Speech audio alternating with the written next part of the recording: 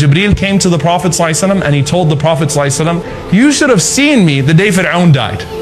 Prophet ﷺ said, what happened? Jibreel ﷺ said, as he was drowning in the bottom of the sea, he said, I went and I found him and I started kicking dirt into his mouth. فَخَشِيتُ أَنْ يَقُولَ لَا إِلَهَ إِلَّا اللَّهِ فَيَرْحَمُهُ اللَّهِ. Said, because I was afraid that he would say, La ilaha illallah, that he would repent and Allah would have mercy on him. Who does this hadith tell you about more than Jibreel alayhi Allah, right? Who knows Allah better than Jibreel? And Jibreel knows that Allah is so merciful that even Fir'aun has a chance.